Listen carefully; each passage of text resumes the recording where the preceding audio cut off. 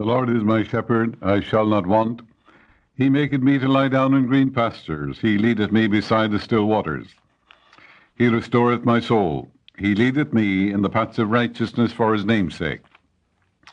Yea, though I walk through the valley of the shadow of death, I will fear no evil, for thou art with me.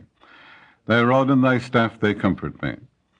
Thou preparest a table before me in the presence of mine enemies. Thou anointest my head with oil, my cup runneth over. Surely goodness and mercy shall follow me all the days of my life, and I will dwell in the house of the Lord forever. This is the 23rd Psalm.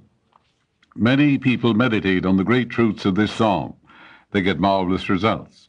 As you focus your attention on these truths, absorbing them into your mentality, you're meditating in the true sense of the word, because you're appropriating more of your divinity, the divine presence which dwells in the deep self of all people.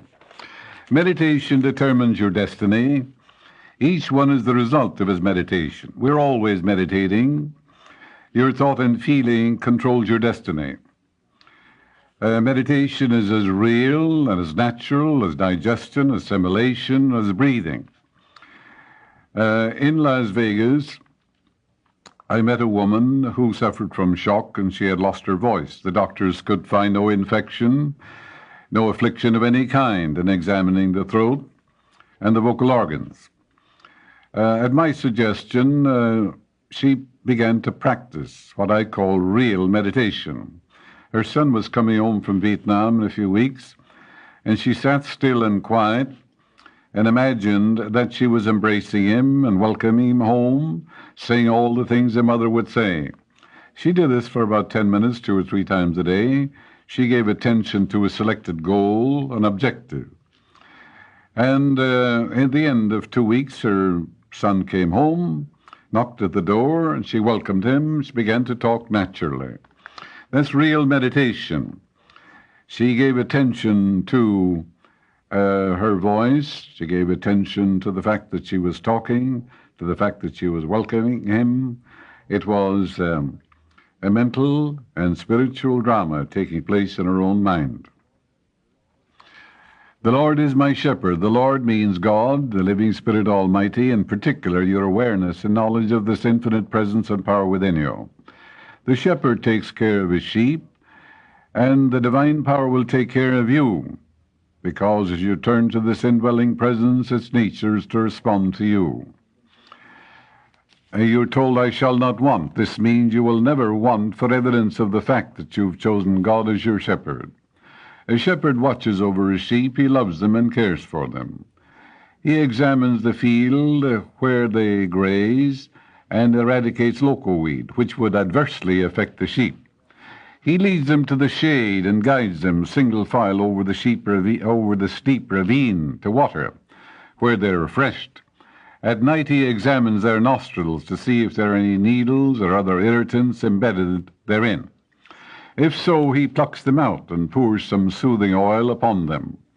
He examines their feet also, and if injured, he administers kindly to them with whatever medication or treatment is appropriate. The shepherd loves his sheep. He calls them by name, and they follow him.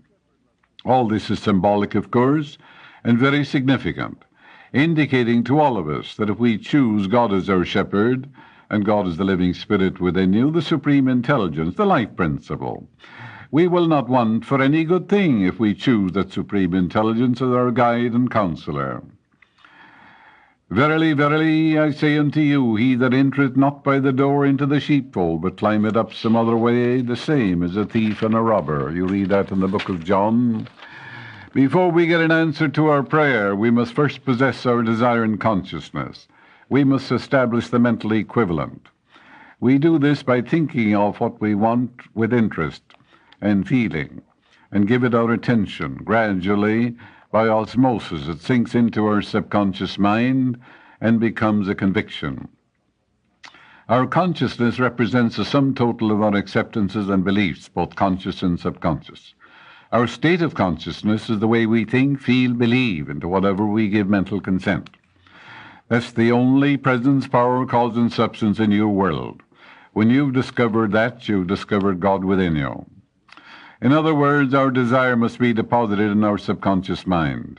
I must be before I can have. The ancient Hebrews said, to be is to have. If I try to obtain what I want by external means, the Bible tells you I'm a thief and a robber. My state of consciousness is the door to all expression. That's the way you think and feel and believe. It is done unto you as you believe, the way you believe. I must possess the mental equivalent of whatever I want to be or possess in this world. Let us take a simple illustration. A person wants to be healed and affirms over and over again, I'm healed. These mechanical statements are not enough. The person must enter into the joy and feeling that he's healed. He must realize there is an infinite healing presence which created him from a cell. It knows all the processes and functions of his body. It heals a cut in his finger, reduces the edema of a burn. It restores him. The tendency of all life is to heal. It must be a conviction. His statements must be a conviction based upon the silent inner knowing of the soul. To be wealthy, man must assume the feeling of being wealthy and realize that God, the Spirit within him, is the source of the entire world, the source of the hair in his head, source of the bread on his table, the shoes that he wears, the ground he walks on, the air that he breathes, the source of the sunshine, and the source of the stars that come nightly to the sky. Then wealth will follow, based upon his knowledge, his awareness, his feeling, his understanding. The sheep are the noble, dignified, godlike ideas that bless us. Our conviction of good is the shepherd that watches over the sheep. Because our dominant state of mind always rules, in the same manner as the general commands the army. We call our sheep by name when we enter into the consciousness of having, being, or doing the thing we long to have, to be, or to do. If we sustain these moves, they gel and crystallize within us, and these subjective embodiments become objectified manifestations. And a stranger will they not follow, but will flee from him, for they know not the voice of strangers. That's in the 10th of John. The strangers are the thoughts of fear, doubt, self-condemnation, jealousy, and envy, or anxiety, which enter the mind. These ideas delay our healing, our prosperity, and postpone our demonstration, because these thoughts are the voice of strangers. For example, if there were 20,000 sheep in a corral, and there were 10 shepherds, and they came in the morning to lead the sheep out, they would say, follow me. All the sheep of that shepherd knew his voice, and they would follow him. But if a stranger said, follow me, there would be no response. This simply means when you have the mood or the feeling of being what you long to be, and you know there's an almighty power backing you up, moving in your behalf, then that ideal that you want to bring to pass will come to pass, and the light will shine upon your ways. It is idle to pray that the infinite healing presence is making you whole and perfect. At the same time, be resentful or fearful that you cannot be healed. If you believe that circumstances, conditions, events, age, race, lack of money can preclude the possibility of attaining your objective, you are, in biblical language, a thief and a robber, because you're robbing yourself of the joy of the answered prayer. There's nothing to oppose the infinite, and the infinite Spirit gave you the desire. The desire is good, and therefore you say, Infinite Spirit gave me this desire. It doesn't mock me. It will reveal the perfect plan for its unfoldment in divine law and order. Because in the seed you deposit in the ground, it has its own mathematics and mechanics within it. The oak is in the acorn, but you must deposit it in the soil. And the seed is faith, and because you understand that law. And the seed is your desire, new invention, new book, desire to become greater than you are. All that ever came before me, the Bible says, the conviction, are thieves and robbers. You must believe that you now are what you long to be, and believe is to live in the state of being it, to be alive to the truths. To accept something as true is belief. Millions believe that which is false. Everybody meditates, you know. In India, for example, they give you a word like Om or I am, or Haram or Sharam, Sanskrit words, or Karim or Nema. All these are Sanskrit words. You can take a word too, like insight or peace or love. And of course, you can take a word like Coca-Cola and repeat it to yourself over and over again. Surely you'll get a quiet mind, your blood pressure will drop, and your pulse will become normal and all that, but you don't grow you don't grow in a spiritual way by repeating Coca-Cola. You could grow spiritually by repeating divine love fills my soul, or God's peace floods my mind. You must know what you're doing. To say an idle word and not know the meaning of it doesn't accomplish very much. Meditation comes from med, which means the middle, the medium between the idea and its manifestation. Medicus is an old term for doctor, because he was considered by the ancient Hebrews the medium between the disease and health. So everybody meditates. Some people meditate on the losses in 29, the blowout on the lonely road, how they lost all their money, how they were selling apples on the street, and all sorts of things. That's a meditation of a very negative nature, but it's a first-class meditation, because you're giving attention and your devotion, you're focused on these negative states. Naturally, you magnify them, and you bring all these things to pass in your own life. Meditate on whatsoever things are true, lovely, noble, and godlike. To meditate is eat of these truths, to cogitate, to give your attention to something, to focus on something. They asked Newton how he accomplished great things. He said, I intend my mind in a certain direction. In other words, he focused on a solution, the way out, the happy ending. To cogitate, to meditate, to focus your attention upon, to get interested in something, to get absorbed in something.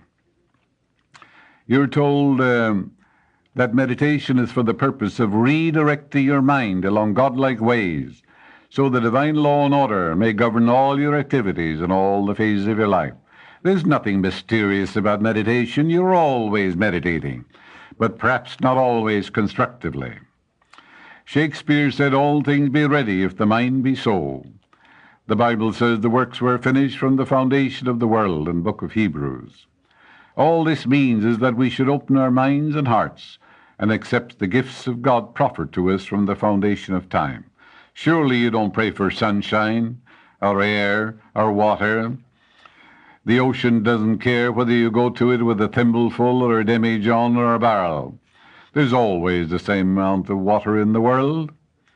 We should reorder our minds and ask ourselves a simple question. How is it in God in heaven? Heaven is that infinite intelligence in which you live and move and have your being.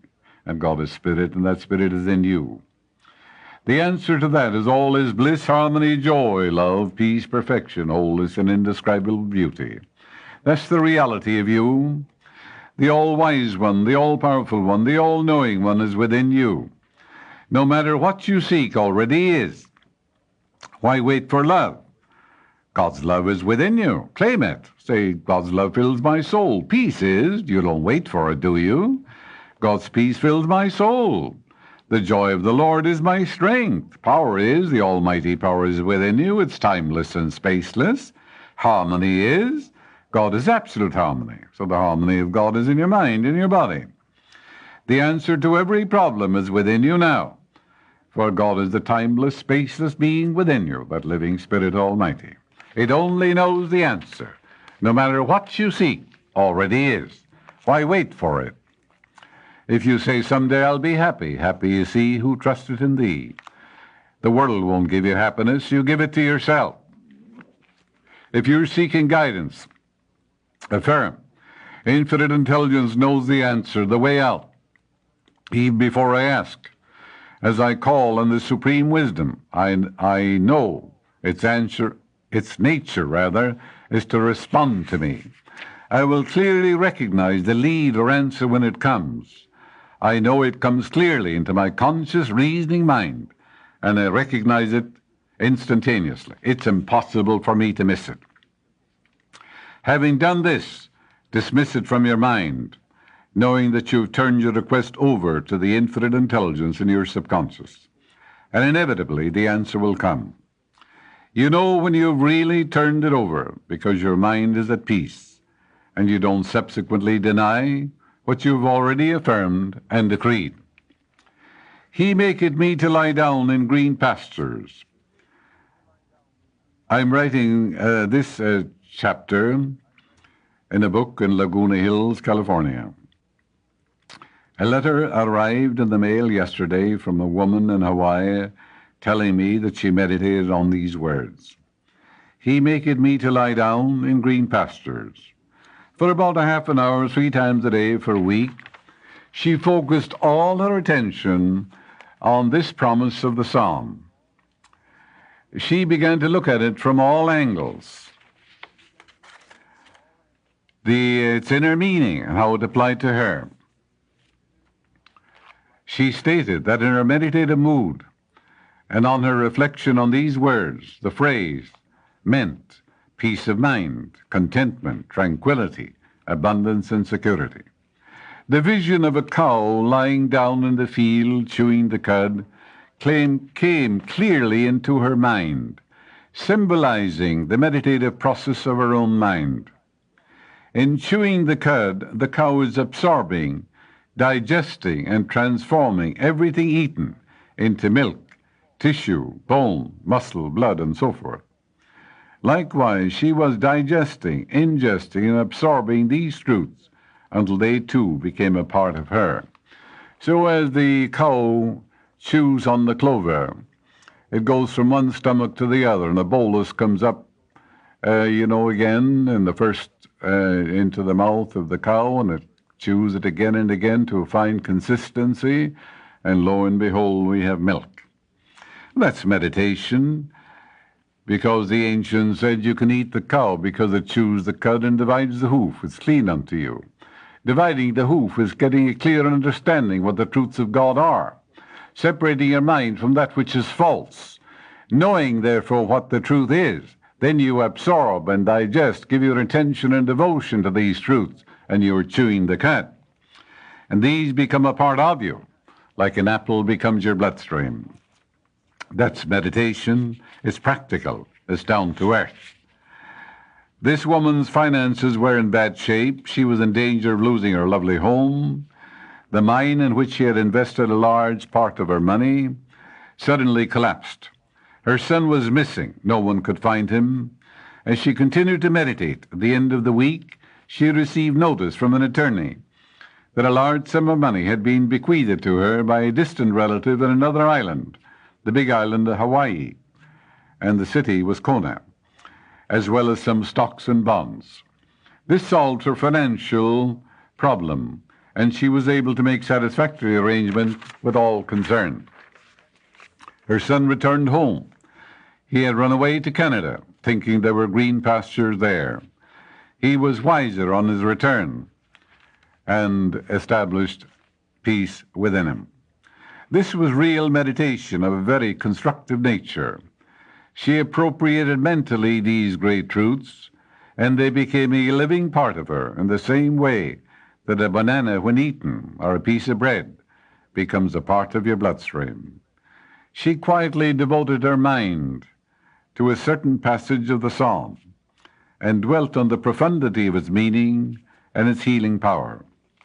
She decided to lie down mentally with these truths and experience all-round harmony in her life. He leadeth me beside the still waters. The shepherd in the Bible is a symbol of the guiding, healing, protective power of the divine presence within you. You are a good shepherd when you know and believe that God of the supreme intelligence is the only presence, power, cause, and substance within you. This is the power that enables you to walk and lift a chair. It's an unseen power. When this conviction is enthroned in your mind, you will be divinely directed and blessed in countless ways, because the nature of infinite intelligence is responsiveness. Call upon me, I'll answer you. I'll be with you in trouble. I will set you on high, because you have known my name. Name means the nature, the way it responds to you. The still waters represent the mind full of peace, poise, serenity, and equanimity. You're contemplating the power, the wisdom, and the love of the infinite. In doing so, you find yourself immersed in the holy omnipresence, bathed by the river of peace, joy, wholeness, and vitality. When your mind is at peace, the answer comes. In meditation, you can eat mentally, you can digest and absorb certain ideas. Peace is the power, you're told, of the heart of God. To be spiritually minded is life and peace in the book of Romans. The Bible says, He restoreth my soul. When you choose God or the Supreme Intelligence as your shepherd, you will sing the song of triumph. Or to put it in Emerson's words, your mental attitude will be the soliloquy of the loving and beholding soul. For prayer is the contemplation of the truths of God from the highest standpoint. You're recognizing the infinite spirit within you, and you know there will be a response when you call upon it. It's impersonal, no respecter of persons.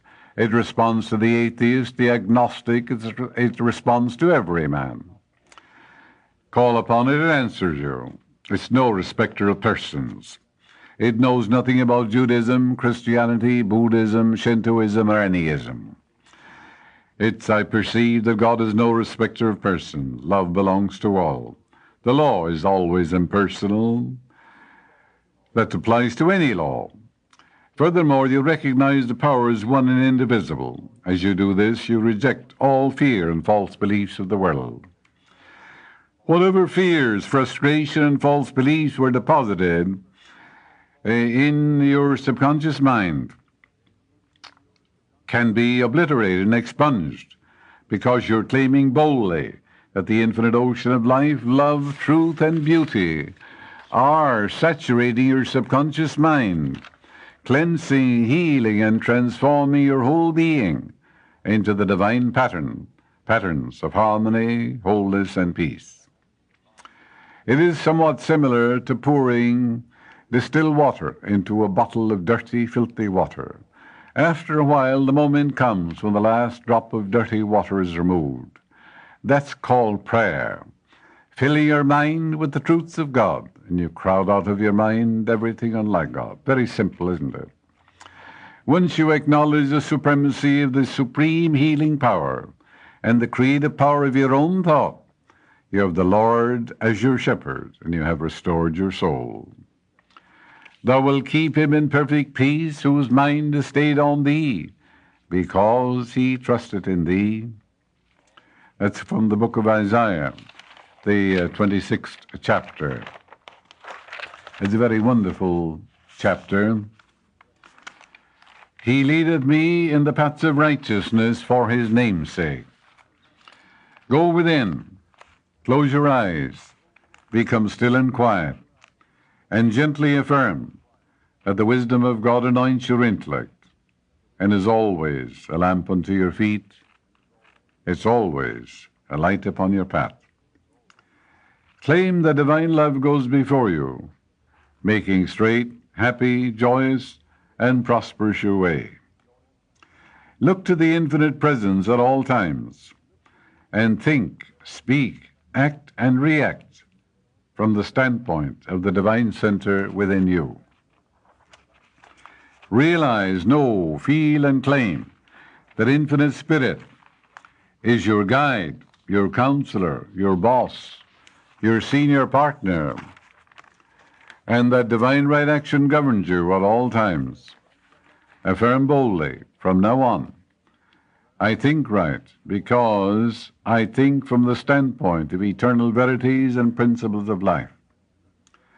I feel right, I do right, I act right, and everything I do is in accordance with the eternal principles of divine law and order, heaven's first law. I know that the name of the infinite means the nature of the infinite, which refers to the fact that the God presence is the ever-living one, the all-powerful one, the all-knowing one, the self-renewing one, the boundless one. And he is omnipresent, omniscient, and is also the omni-action of the infinite. You know that the infinite and his love saturates your whole being. Whatever you do will prosper. So realize that the infinite is within you. It's called the ever-living one, the all-wise one, the all-knowing one, the self-renewing one, the one alone who lives in the hearts of all men. Older than night or day, younger than the babe newborn, brighter than light, darker than darkness, beyond all things and creatures, yet fixed in the heart of everyone. And from it the shining worlds flow forth. The whole world comes forth from the one presence and the one power. So did you. You came forth from the infinite also. And the whole world is a creation of the infinite. The Upanishad said, God thinks and worlds appear. So the whole world, modern science says, a thought of the one, the beautiful, and the good. And the whole world is also mathematically ordered by a supreme intelligence, so that scientists can tell the return of a Halley's Comet to a split second. It is a divinely ordered universe, so that the astronauts, before they left the Earth, could calculate mathematically that they could walk out in space.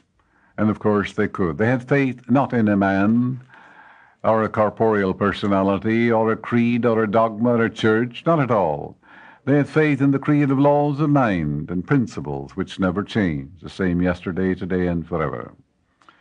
Like a man has faith in the principle of mathematics, or stress or strain, an engineer has faith in the principle of mathematics, and of course he builds a bridge.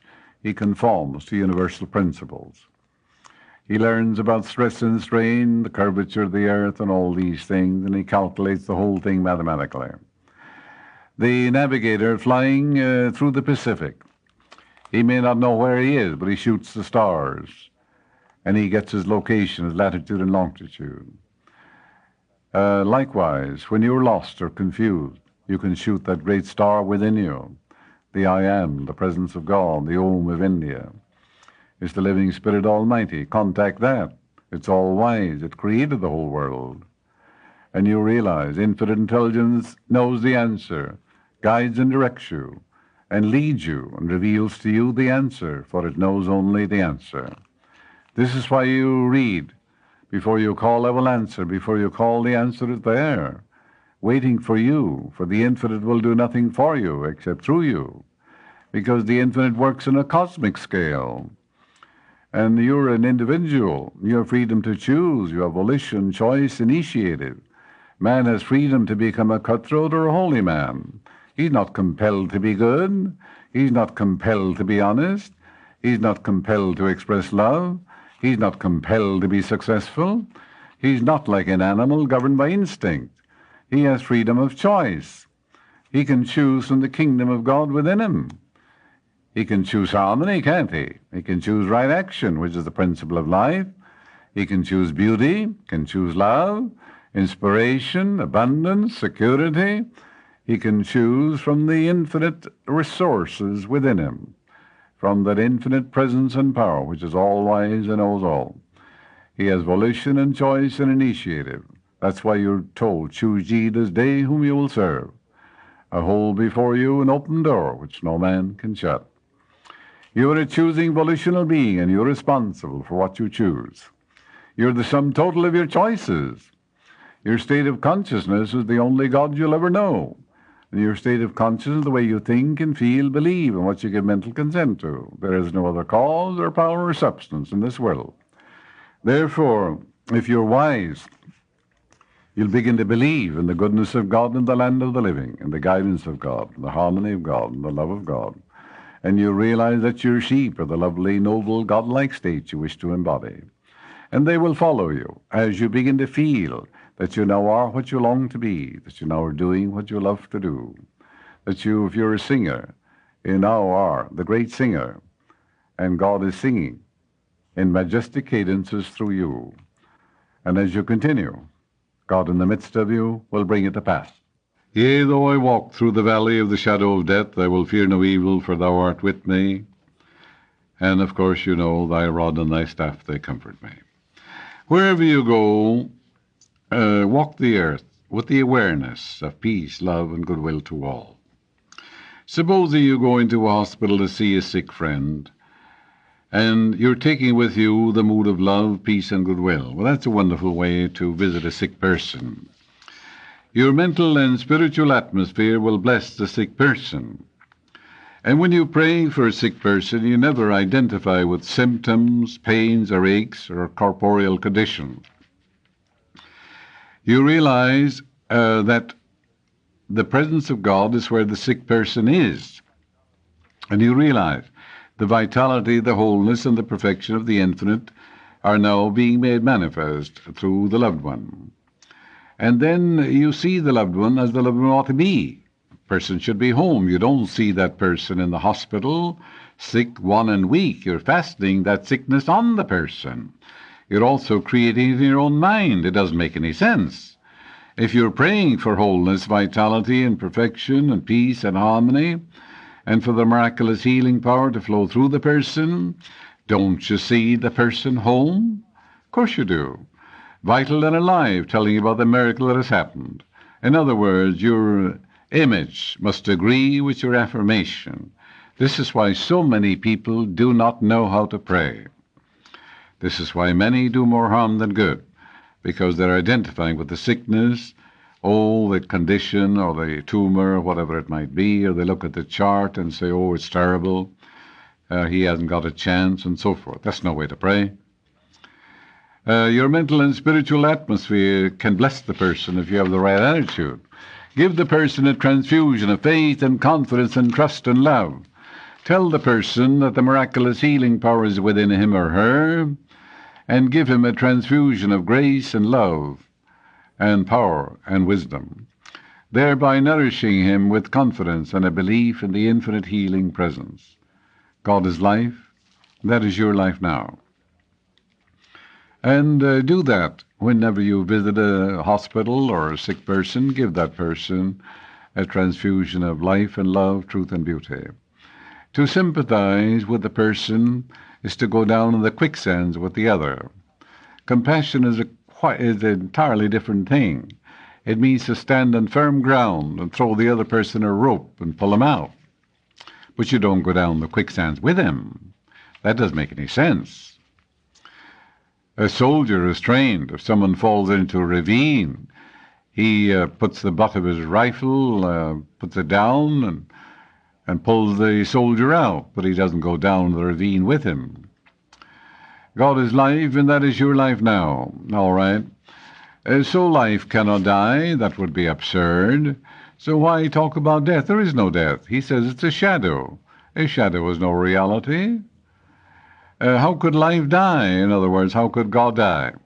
God was never born, will never die. Water wets it not, fire burns it not, wind blows it not away. It has no beginning or end. It's the life principle within you. How, in the name of heavens, could life become death? It's absurd.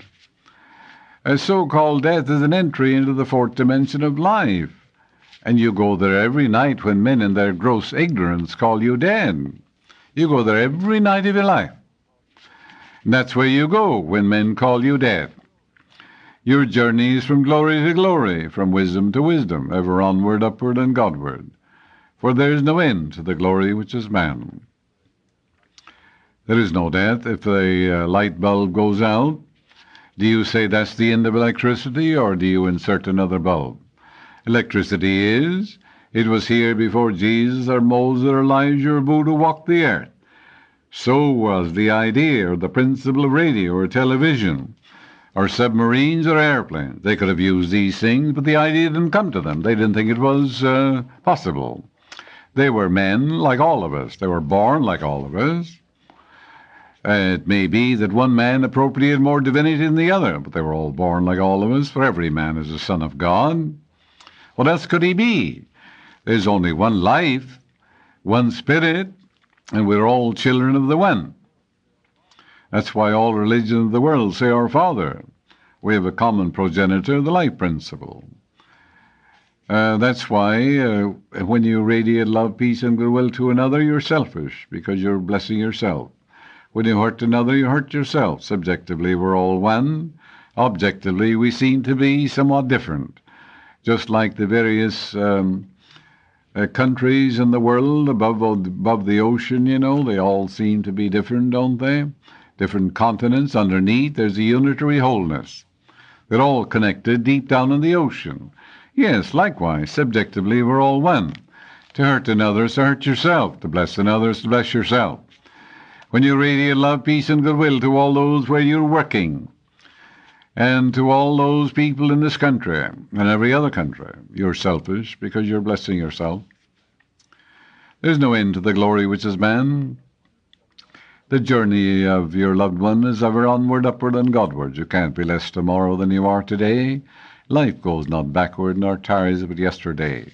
Tell me honestly, if someone is lost up in the air, like they were in the First World War and the Second World War, and I was in both armies at that time, do you go up in the air and say, this is where he was born, or this is where he passed on? No, you don't. Likewise, if many men were lost in the ocean, submarine warfare and all that sort of thing, ships, you know that as well as I do, you go out in the ocean and say, this is where he was born, this is where he died, with some little sign? All these things are lies. All graves are lies, because there's no one died any place. There's no one buried any place. Do you think that Eisenhower is buried someplace? Or President Kennedy? That's absurd. No one is buried any place. There are no graveyards except the graveyards you make in your own mind. And if the music, something happens to the piano and is burned up, is that the end of music? Music just is. It transcends all instruments. You have bodies to infinity. You'll never be without a body. You have a body now. That's why the wise and the spiritually illumined person today, they never visit a graveyard, because there's no one there. They said to Socrates, Master, where will we bury you? He looked at them and laughed, and he said, bury me any place if you can catch me. How could you bury someone any place? That's too stupid for words. You have bodies to infinity, fourth-dimensional body. You'll never be without a body. You couldn't be. You have it now. And the body undergoes dissolution and becomes grass, hail, and snow, but there's no one buried any place. To go there, to a grave, is to identify with lack, limitation, cessation, and misery. And you create graveyards in your own mind and bring on all manner of diseases. Don't ever do it. Give the love in your heart to your loved one. They're right where you are. They're around you, separated by frequency only. In other words, wake up. You have another body. You have it now. It's rarefied and attenuated, enabling you to pass through solid matter. You will meet your loved ones. You'll grow in wisdom, truth, and beauty. The little child whose life was snuffed out in the womb still grows and expands, and is a grace note in the grand symphony of all creation. It'll be a beautiful girl or boy when you meet it in the next dimension, for life is growth. Life is newness, expansion. Actually, you go there every night, as I said, when you go to sleep. If, for example, you're afraid of death or afterlife or judgment day and things of that nature, then you're being governed by ignorance and delusion and by false beliefs of all kinds. For God hath not given us a spirit of fear, but of power and of love and of a sound mind. Death in biblical language is ignorance of the truth. It's the only death there is. That's why Paul says, I die daily. Die to what? I die to the false beliefs, the illusions of the world, to the creeds and dogmas of the world, to the fears and the false beliefs of the world. I resurrect the presence of God within me. Every prayer is a death. I must die to what I am before I can live to what I long to be. You must die to the belief in poverty and resurrect a God of opulence in your own mind. Haven't you met the man that you gave a quarter to 5 or 6 years ago? He was down and out. Now he's rolling in wealth, a business tycoon, employing thousands of people.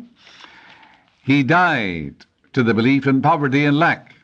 He resurrected the riches of the infinite within him. All prayer is a death and resurrection. Death in biblical language, ignorance of the truth of God. Ignorance is the only sin, and all the misery and the suffering in this world is the result of ignorance. Buddha discovered that thousands of years ago. He asked Brahma the cause of all the suffering and misery in the world, and Brahma, which means God, answered him, says, ignorance. Teach the people the truth and set them free. That's the answer he got, and that's 5,000 years BC. Thy rod and thy staff, they comfort me. The rod, they asked Moses, what do you have in your hand? He said, a rod. And throw it on the ground. It became a serpent, crawling. Do you crawl on the ground? Do you resurrect the divinity within you? Do you realize one with God is the majority? Do you realize that you can think of the infinite now, moves in your behalf? Or do you crawl along the ground, governed by your five senses? And then you catch catch it by its tail, And then Moses smote the rock, and lo, behold, the water came forth. And then that rod swallowed up all the false rods of the Egyptians. The rod is the power of God, the wisdom of God. And when you touch that power, call upon it, responds to you. And all the rods of the Egyptians, meaning ignorance and fear, their power and their false beliefs, are swallowed up. So the staff represents your authority and ability to use it. The rod in the House of Commons, they use a rod, a symbol of authority and power, symbol of regnancy, and they have it also in the Senate. So the rod is the pike of Achilles, it simply represents the power of the infinite within you. To meditate and think about the omnipotence and omniscience of the infinite presence brings your mind to an inner state of quietude and passivity.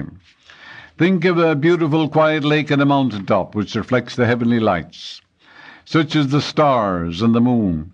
Likewise, when your mind is still and quiet, you will reflect the heavenly truths and lights of God. The quiet mind gets things done. When your mind is still, quiet, and receptive, the divine idea or solution to your problem rises to your surface mind. And that is the guidance and intuitive voice of the infinite presence and power. When the lake and the mountain is disturbed, it doesn't reflect the lights of the heavens above. When your mind is quiet, the answer comes. Quiet mind, yes, gets things done. Claim that infinite intelligence is guiding you now, and give thanks for the joy of the answered prayer. His rod and staff have comfort you, because there's no peace except you understand where the power is. For the power is omnipotent and nothing to oppose it. How could you have peace except you discover the power? Peace comes on the heel of your discovery of the infinite presence and power. There's nothing in the world to oppose it. It's omnipotence, all-powerful. Otherwise, words have no meaning. There's no power in stars or suns or moons or voodoo or anything of that nature. That's all based on ignorance, stupidity. Because a scientific thinker doesn't give power to create a thing or the phenomenalistic world. He gives power to the Creator. Thou preparest a table before me in the presence of thine enemies, and a man's foes shall be they of his own household. The enemies are your own thoughts, your fears, your self-condemnation, your jealousy, your envy, your doubts, your anger, resentment, and ill will. These are real enemies, but they're in your own mind. When fear thoughts come to your mind, supplant them with faith in God and all things good. When prone to engage in self-criticism, self-condemnation, the most destructive of all mental poisons, supplant these thoughts immediately with this great truth: I exalt God in the midst of me, mighty to heal. A young lady was making false allegations against her uncle, hoping to break a will so she could get some of the money bequeathed to him. He was angry and fighting the matter in his mind, making a nervous wreck of himself. However, when he saw what he was doing, he ceased fighting the matter in his mind and began to feed himself spiritually with the great truths of the infinite, which, of course, is meditation. And meditation is simply to ponder upon, to consider with purpose, to get interested in, to get fascinated on, absorbed in a certain truth. So it becomes a part of you. That's all it means, nothing mysterious about it. So he began to think of the great truths of the infinite. He contemplated peace, harmony, divine right action. There's a principle of right action. There's no principle of wrong action in the world. And he realized the divine harmonious solution. He stopped giving power to her. She had no power. She was full of greed and avarice and full of false beliefs. And, of course, the whole thing was dissolved. and the judge dismissed it. He realized that an infant law of justice, truth, love, and harmony. A medical doctor, a close friend of mine, said to me recently the publicity given to the two wives of prominent politicians in Washington who had developed cancer of the breast caused a great fear. Numbers of women flocked to him for tests to see if they too had cancer.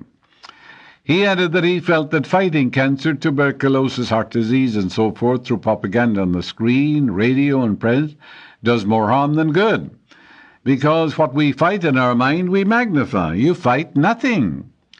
He pointed out that the constant fear of cancer on the part of these women would ultimately create precisely the thing they fear. For the thing which I greatly feared has come upon me, Job says. Why don't you say the thing which I greatly love comes upon me? Love, harmony, and health, and peace, and right action. Walk in the consciousness of God's love, peace, wholeness, and perfection. You will automatically rise above these false beliefs, fears, and propaganda of the mass mind. There is a prayer used in India by many people, which the young boy in a spiritually oriented family is taught. I am all health, Brahma is my health. Brahma is a Hindu word for God. As the young boy sings this to himself many times a day, remember he's impressionable and malleable, it becomes a habit. And he gradually builds up an immunity to all sickness and disease. Oh, yes, he does. Instead of being taught that the night air gives him pneumonia, that God is going to punish him, he's a bad boy, and he's going to get the measles and the whooping cough, and he'll never amount to anything. Imagine that. That's what some kids are taught today. They're like little animals. Don't you know that your children grow in the image and the likeness of the dominant mental climate of the home? Teach them the golden rule and the law of love.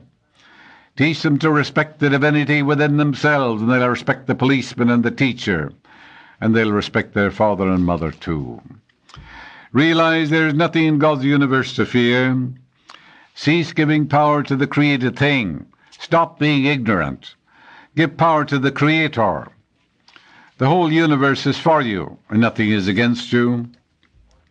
Thou anointest my head with oil. Oil is a symbol of light, healing, praise, and thanksgiving. This means that the infinite healing presence is now functioning in your behalf, and the wisdom of God anoints your intellect. You're consecrated with divine love. Thou hast put gladness in my heart. God hath anointed thee with the oil of gladness. One of the most wonderful ways to get an answer to your prayer is to imagine you're addressing the infinite in the silence of your soul. Lull yourself to sleep with the words, thank you, Father, over and over again, until you get the feeling of thankfulness. You don't change the infinite, by begging or beseeching or by prayer or by anything. But when you enter in the mood of thankfulness, you are rising high in your mind to the point of acceptance, and the good things of life begin to flow to you. You are thanking the infinite for the answer to your prayers. You do this. You carry the thankful attitude to the deep of yourself, to the point of acceptance, because you don't create harmony or peace or love or beauty. You don't create anything. All these things are. And God never changes. God doesn't change himself because you're a Catholic or a Protestant or a Jew or a Hindu, or because you belong to some religion. That is utter nonsense. You rise to the point of what's true of God. And as you claim that and believe it, then your prayer is answered, but you don't change God by your prayer. That's superstition and gross ignorance. It's a form of insanity. The cup runneth over. The cup is a symbol of your heart, which by contemplation you can fill with the great truths of God. As you contemplate the beauty, the glory, and the wonders of the infinite, you will automatically generate a feeling of love, peace, and joy, which fills your heart with ecstasy and rapture. You're able to pass that cup. You're able to say to others, drink ye all of this. Drink of love, of wisdom, power, and beauty. How can they drink of it except you have it? You can't give what you don't have. So the cup is your heart. It's not a cup, Antioch cup or something in the British Museum. That's utter nonsense. This is metaphorical. It's mystical cup. It belongs to all men. You will find yourself exuding vibrancy, cordiality, geniality, and goodwill to all as you fill your soul with love. Your subconscious magnifies exceedingly what you deposit in it. Therefore you find your good is pressed down, shaken together, and running over with the fragrance of the infinite. You will find that God's love has completely dissolved everything negative in your subconscious, and you're as free as the wind. And goodness and mercy will follow you all the days of your life, because you dwell in the house of God forever. As you continue to meditate and absorb these truths, you will discover that all things are working together for good. Divine love goes before you, making happy and joyous your way. The harmony, peace, and joy of the Lord flow into your life, and you find yourself expressing your talents at the highest possible level. You will discover that you become what you contemplate. When meditating on the truths of God, you will find that all your ways are pleasantness and all your paths are peace. I will dwell in the house of the Lord forever. You are the temple of the living God now. You're dwelling in God now. You're dwelling in heaven now. For heaven is the infinite intelligence in which you live and move and have your being. A kid of 7 can understand that. God indwells you and walks and talks in you. You dwell in the house which is your own mind. When you regularly, systematically remind yourself many times a day that the infinite Spirit is your guide, your counselor, that you're being constantly inspired from on high, then you're inhabiting it, aren't you? Don't you live in your home most of the time? You look upon God as your Father, your source of supply, and you know that you will never want for any good thing in life, because He loves you and cares for you. The tabernacle of God is with men. He will dwell with them, and they shall be His people, and God Himself shall be with them and be their God. You are now rooted in the divine. You are at home with God.